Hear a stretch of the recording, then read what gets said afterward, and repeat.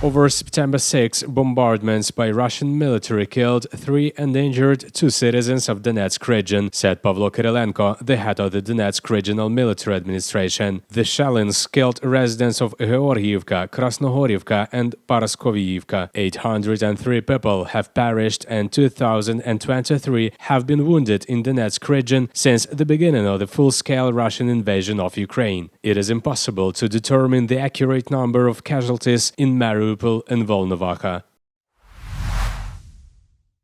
Early on September 7, Russian troops shelled Slovansk. People can be found under the debris of a destroyed building, said Vadim Lyakh, the head of the Slovansk City Military Administration. 43 Torska Street, one stairwell collapsed. People can be blocked under the debris. Search and rescue work is underway. Now, we don't know the number of victims, he posted. Shells also hit school number 4. In Hemik district, windows were blown out in high-rises and power lines were damaged. At least 3 people remain blocked under the ruins of the building, as reported by the Donetsk Regional Police. On the night of September 7, Russian forces carried out a missile strike on Kramatorsk. It resulted in destruction of the psychiatric hospital. No one was killed or injured, reported Alexander Goncharenko, the head of the Kramatorsk City Military Administration. According to Pavlo Kyrylenko, the head of the Donetsk Regional Military Administration, the shelling caused fire in the hospital building. On the night of September 7, the Russian army carried out 2 missile strikes on Kharkiv's Nemyshlyansky district. Local residents heard the blasts at around 28 minutes to 1 a.m. The attack was reported by Oleg Sinehubov, the head of the Kharkiv Regional Military Administration. One of the missiles struck a 2-story building. The nearby car washing station caught fire. Some shops, cafe and vehicles were damaged. No victims are reported, he wrote. According to Kharkiv Mayor Igor Terehov, the shelling set fire to a few cars and industrial premises. Kharkiv Regional Emergency Service reported that the fire in the car wash covered 50 square meters. It was extinguished within an hour. I was on duty with my partner. We heard a blast at 2 a.m. We went out and saw the office and car park were ruined. Window panes were broken out in the houses. The car wash and hotel were on fire. Reportedly, it was an S-300 missile. They use them often to shell Kharkiv. They are modified for surface targets. On September 6, Russia fired 2 S-300 missiles at the village of Petunia in Kharkiv region. Alexander Husarov, the head of the Hromada, told Suspilne that as a result of the missile attack, private houses were destroyed. Around 12 p.m., there was shelling. According to previous information, they hit with S-300 missiles. The rockets hit the yard of a private house, destroying a house, buildings and structures nearby. They hit near a 5-story building. A missile fell between houses. We didn't know where they hit. The windows and doors were blown out, Husarov said. According to him, there are people injured by fragments of glass, but not all residents of Petunia sought medical help. A 17-year-old boy was riding a bicycle. He was thrown back by the blast wave. He suffered a head injury. He was taken to a hospital in Kharkiv. There is also a man who was repairing the roof. He has a knee injury, Alexander Husarov said.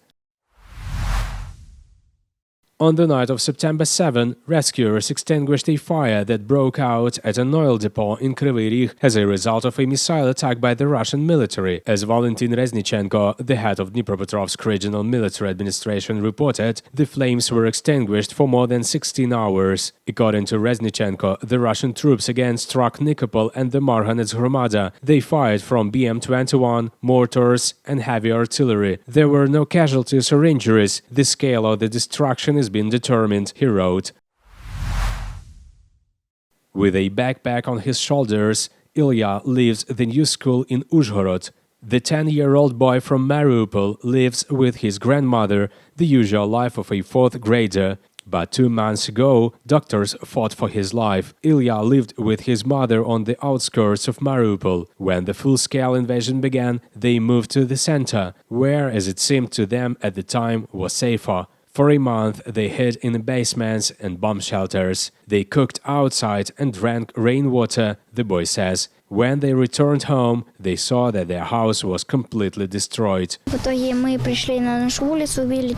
We came to our street and saw that our house was destroyed. We decided to go to the neighbor's house to see what was there. Everything was normal. Well, for those times it was more or less normal. Although they were shooting, it became quieter. Ilya and his mother settled in a neighboring house. One evening, they were going to a neighbor's house for the night and came under fire. We were at the fence, and then there was an explosion. I got the glass here. Mother was hit in the forehead by a fragment. My neighbor caught me, provided first aid, gave a pill, and in the evening, unfortunately, my mother died.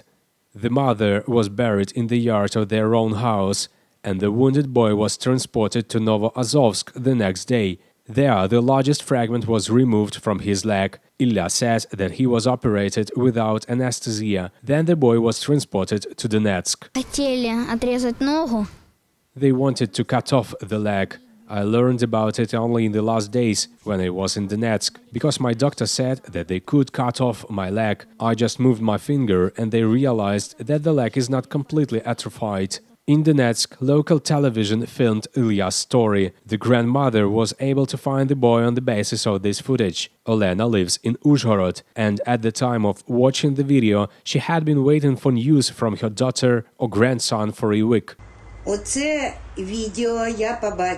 I saw this video on March 26. He was lying in an enemy hospital in Donetsk. I had hysterics. Then I pulled myself together and began to think about how to take Ilya away. I went through a lot of instances until we reached the president's office, namely Irina Vereshchuk, and she took us under control and started telling us where and how to act.